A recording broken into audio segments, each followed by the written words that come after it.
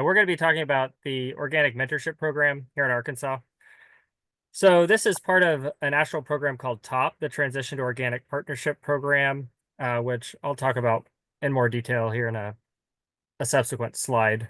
Um, but I know all of you are in the right place. And I sent an email about this, but just so you're all aware, we are recording the webinar, so it'll be posted to our YouTube channel. So just so you're aware, if you do ask a question, it's going to be recorded. But we're doing that so people will be able to watch this later. Okay, so what we'll be discussing today. So I mean, just briefly, what the TOPP Organic Farmer Mentorship Program is, who can participate, what agencies are supporting this program, what are the benefits for you all, either mentors or mentees, and then what are next steps. So brief introduction. I know some of you know me, some of you don't know me that well. So my name is Luke Freeman. I joined the CAF team to serve as a program manager for this top program back in this past summer. So May, June is when I joined the team.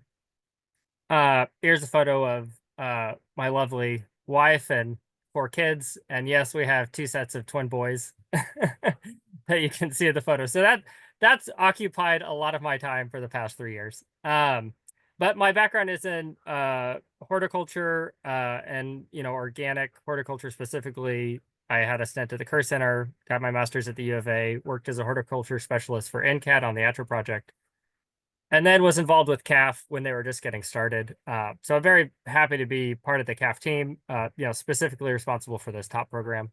And then we've got 3 acres right outside of Fayetteville, where mostly we're raising our boys, but we do have a garden that I'd love to be able to get back to when I have a little more free time. Okay, what is CAF? For those of you who aren't aware, I just briefly have to go over this. So we're the Center for Arkansas Farms and Food. We're located in Fayetteville at the research station in Fayetteville, the research farm, which you might have seen the CAF farm plots if you're driving on Drake past the research farm.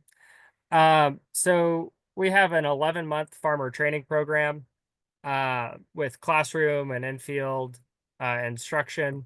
So if you're driving by the farm, you'll see the small scale plots where beginning farmers learn kind of small scale market farm production, diversified vegetable production. And they do some cut flowers, but mostly it's vegetable production. We do have blackberries and blueberries as well. You can go to our website, learntofarm.org, to learn more about that program. We also have an apprenticeship program. I know Mark Kane on the call has participated in that, hosting apprentices. And then we do workshops and field days and short courses here at the CAF farm.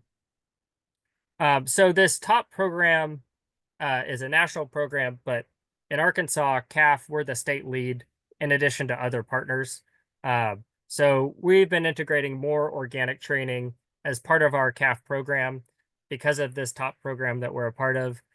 Also, we're currently working on certifying the CAF farm, probably through OFA in Ohio would be our certifier. So we're walking through the certification program, and going forward, a lot of our training is going to be explicitly organic, but we also want to demonstrate other methods of production. So probably what's going to happen is small scale plots are going to become certified organic, and then larger scale plots are going to be transitional to demonstrate more of a kind of a non-organic sustainable method of production as well as certified organic production. Okay, so this organic mentorship program that we're talking about today. So this is a nationwide initiative through the TOPP program. The goal is to assist new farmers transitioning to organic production. I mean, the goal of TOPP really is increasing the number of certified organic farmers throughout the country and increasing the number of certified organic acres. So this mentorship program is to support farmers who are transitioning. to certified organic production. So it has to be farmers who want to become certified organic through the USDA National Organic Program, and support them in their first year. So a mentor would be able to be mentored. I mean, a mentee would be able to be mentored as they're transitioning to organic, and then the first year after they become certified organic. There's another goal, which is more of a kind of a networking, community building goal, to develop a supportive network of organic farmers in Arkansas and throughout the broader region. Okay, so who can participate? Um, so for mentor farmers, I know we have at least two uh, mentor farmers on the call.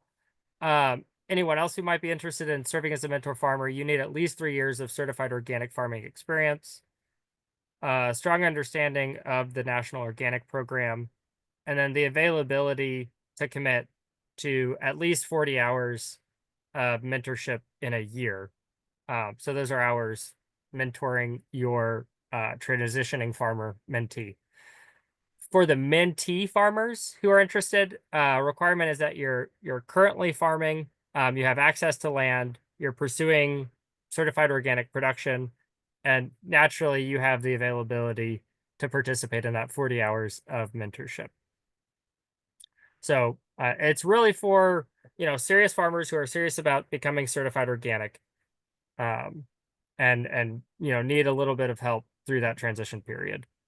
So who is supporting this program? I continue to mention TOPP. So TOPP is a program of the USDA. It was funded by the Organic Transition Initiative, um, which included other agencies like the NRCS.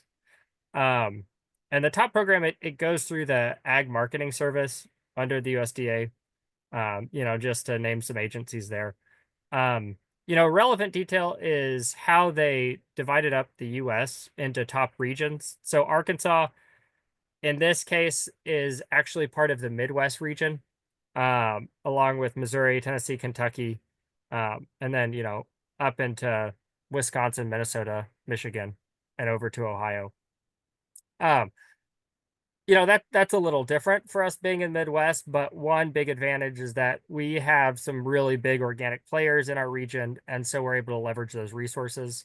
One thing I mentioned is that we are going to have the calf farm certified by OFA in Ohio. So they're part of the Midwest region. Also big players like MOSA in Wisconsin. MOSA is actually the regional lead.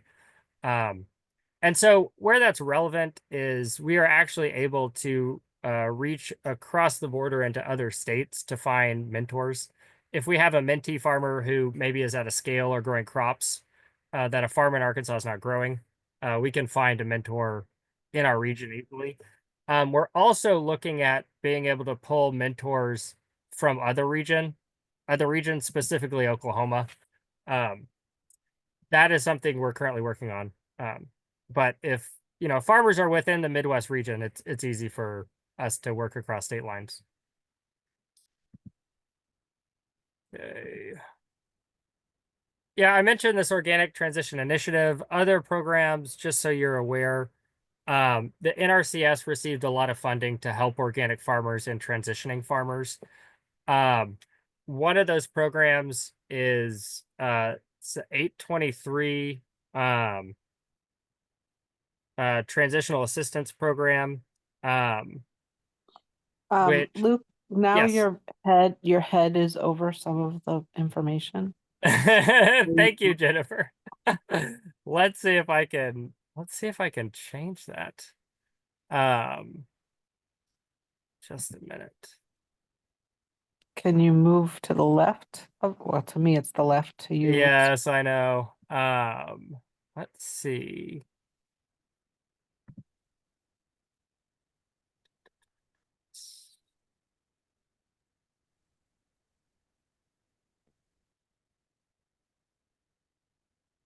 There we go. Okay. Is that better? Yep. Okay. Great. Uh, Yeah, so I was covering up the bullet points on the NRCS. So they receive funding, and there's a program. It's through NRCS to support organic farmers who are transitioning. Um, and what the NRCS will do is pay for an organic technical service provider to come to the farm, help the farmer write an organic system plan, and find out what other NRCS programs the farmer is eligible for. So just so you're aware, transition if you're a transitioning farmer or talking to a transitioning farmer, um, definitely reach out to your local conservation district office and schedule a time for someone to come out and talk about that program.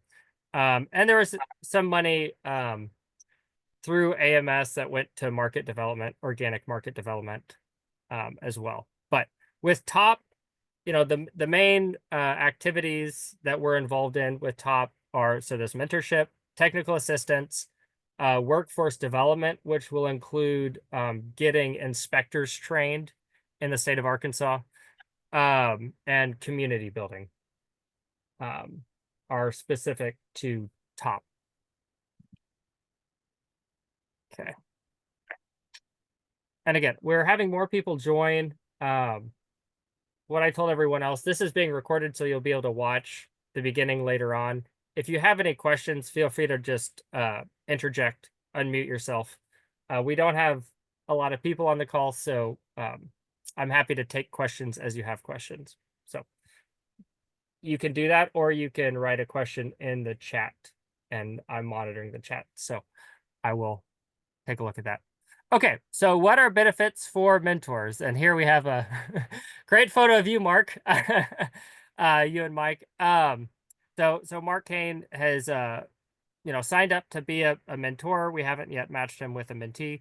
But for mentors, they will be paid a $3,000 stipend per year. And that is a stipend per mentee that you're matched with. So you could be matched with several mentees if that's something you're interested in, and we have the number of mentees, and you'll get paid $3,000 a year for up to 3 mentees. After that, the compensation starts to go down slightly. We also have funding to pay for you to attend 1 professional development training event per year. So that would probably be a conference, like the new South Conference or like the Arkansas Grown Conference. And ideally, we'd love for the mentor to attend that conference or workshop with their mentee, so they're able to spend that time together. And it also serves to strengthen that relationship between the mentor and the mentee. Other opportunities presenting at conferences. For example, we're responsible for the organic track at the Arkansas Grown Conference. So next year we'll likely have some of you mentors. We'll invite you to talk about the mentorship program at that, and then growing your network, developing teaching skills, obviously. Okay, so for mentees, I imagine most of you on the call are interested in being a mentee if you haven't already signed up. Okay, so Now your head is over the info again. Sorry. yes, let me change this. Thank you. Um, I might just do this. Okay, let's see. This just might work out a little better. Is that good for everyone? Can everyone see? Can everyone see this just fine? Yeah. Okay. So as I mentioned before, you're getting 40 plus hours of free mentorship with your mentor. Opportunity to set goals, develop a roadmap for your farm.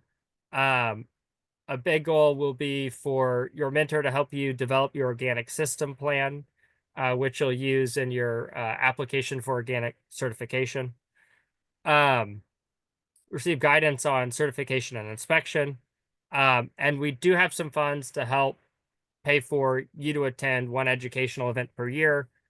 So $500 is the amount we have per mentee per year to attend an educational event. Like I mentioned, you could attend that conference with your mentor. Um, and then, you'll find out about other educational and networking events we're making available through CAF. Most of those are free or have a very modest cost. So those are benefits for mentees. Okay, so if you're interested or if you've already, signed up, um, so here's kind of the timeline and next steps. So there's an application online. I know some of you have filled that out. If you haven't yet and you're on the call or watching this and you're interested in signing up either as a mentor or a mentee, the application is at organictransition.org/mentorship program. And there's a separate application for mentors and for mentees. All that information gets sent to me, and then I'll review it, contact you, and get you plugged in.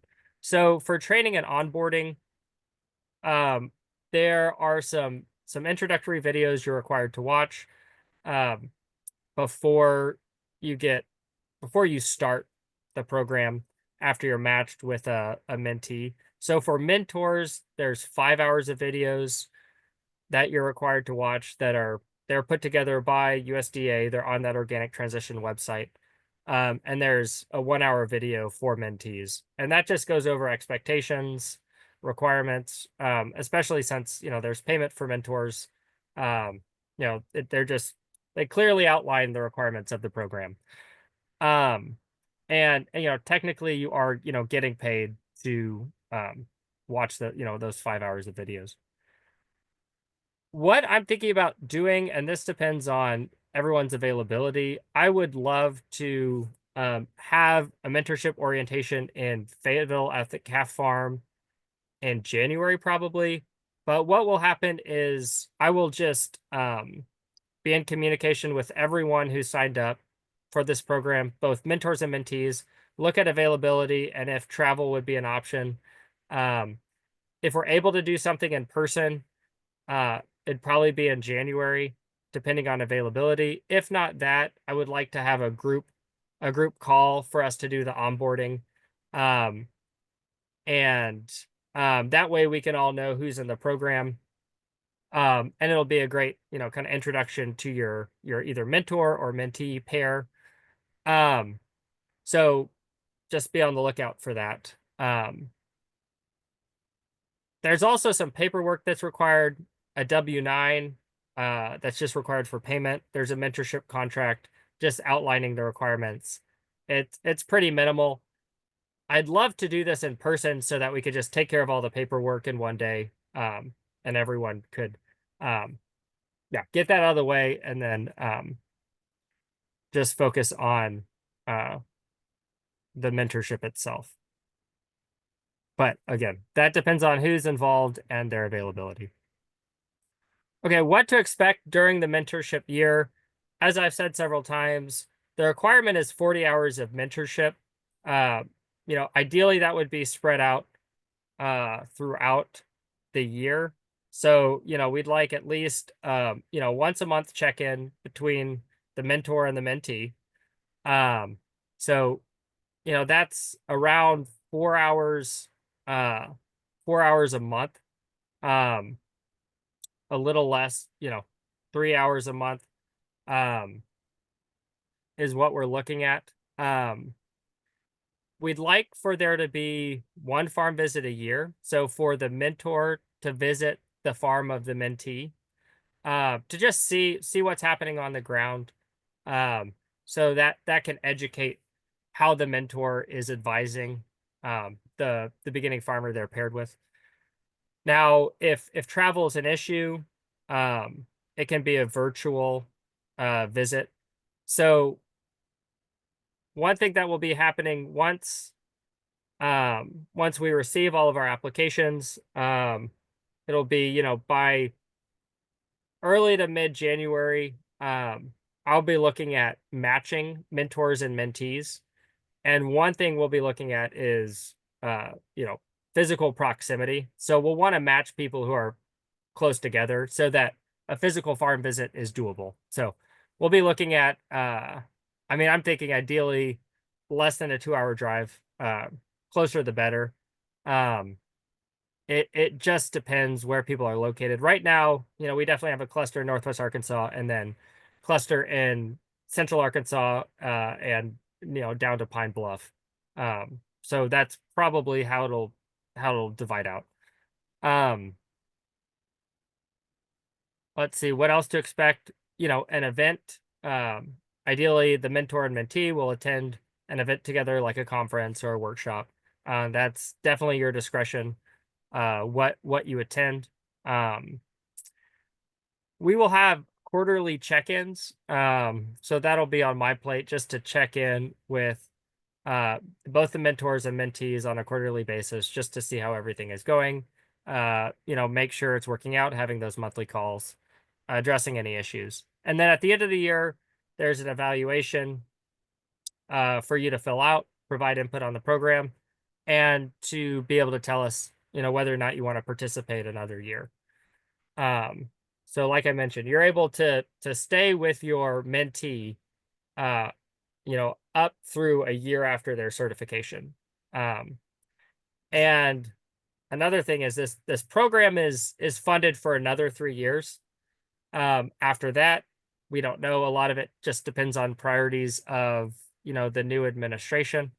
Um, but yeah, what we're looking at is you'd be able to participate in this mentorship program, essentially through the 2027 season, if you're interested. Okay, so where can you learn more information? Um, so we have a page on the mentorship program on our website, which is arkansasorganicag.uada.edu. There's a tab for mentorships, where we're putting all the relevant information. You can also look at resources on the national TOPP website, organictransition.org/mentorship program. That's where the training videos are, and more resources outlining the requirements and expectations for the mentorship program. Um, and also, you can feel free to reach out to me, email, or call with specific questions. Um, I'm happy to help with that. Um, okay, so that's all I have prepared for today. So definitely want to allow plenty of time for questions. Um, yeah, and I think just to kind of set expectations, we're thinking uh probably at this point maybe 4 mentor-mentee matches this season. It really depends on how many mentees we've received. Right now we have plenty of mentors.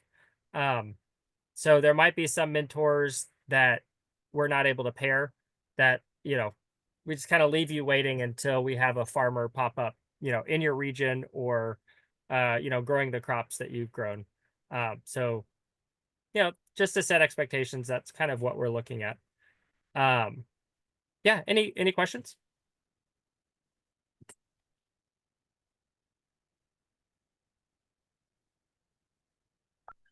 How do you expect the initial contact to happen? So let's say you think you have a good match, but maybe after the first meeting, the farmer or the mentee doesn't want to work with that person for whatever reason. Um, Yes. and I'm saying that is because there are a lot of aspiring farmers who don't know what they don't know yet, and Yes. might be in for a disappointing ride if they expect that the mentor is going to solve all of the problems that they haven't even thought about yet. And there can be super unrealistic expectations about marketing. Um, Especially starting new operations can be, it's very place dependent. And you can have people who have a lot of online knowledge and they don't have very much practical experience with trying to put that all together. And the mentor is not going to be able to necessarily figure all that out for them. So sometimes you can kind of spot kind of person right away. They can be frustrating to work with people who think they know a lot more than they do about what they're thinking they want to do, and they have really unrealistic expectations about it. So, yeah. Another question is, I'm going to play devil's advocate here for a little bit. If we have a certain amount of hours that we are going to be spending together on paper, how do we keep it to that so that the mentor is not having to spend much more time than has been allocated for that relationship? Yeah, I'm trying to think through things that would come up that might be slightly uncomfortable. No, I love it. These are great questions. Okay, so to address the first one, so step one is on our end. So myself, and I'll also get input from Heather, who's the director of CAF, on, if a potential mentee is eligible for the program. So there'll definitely be a screening. We receive their application, we'll be looking at their experience, making sure that they have farming experience, they have land, and they have markets, they're selling product, they're ready to become certified organic. We don't want to waste anyone's time. So we'll definitely be doing a screening process. And, for someone who maybe doesn't have enough experience to be matched with a mentor yet, we can easily say we have a farm school program, we have workshops. Here are some other ways to get experience before joining the program. So we will do that. Then there will be definitely a back and forth once we have a potential match.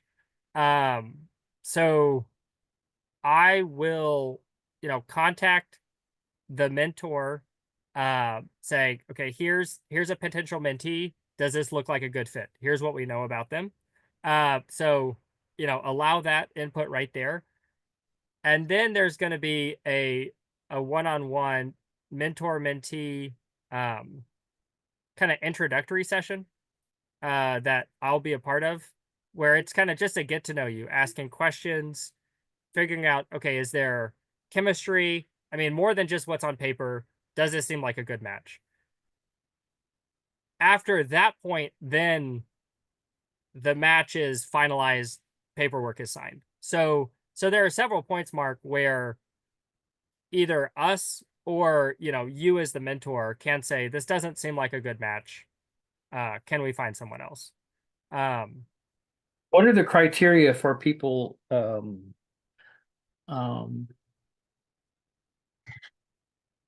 coming in as mentees? What are the criteria in terms of how much farming experience they should have? A lot of it is the discretion of kind of the state, or, the state organization. So for us at CAF, land access is a requirement. Actively pursuing organic certification is another requirement. There's not necessarily a number of years experience requirement, but that's something that we will be assessing, and definitely are open. I mean, I'm open to input on if there are certain, if you could outline certain standards or things you would be looking for. But a lot of it's going to be a judgment call. Yeah, it'd be handy if they're already selling something somewhere. Yes, absolutely. Yes. And that will be one of it. It's land access, currently farming, marketing product, pursuing organic certification. Mhm.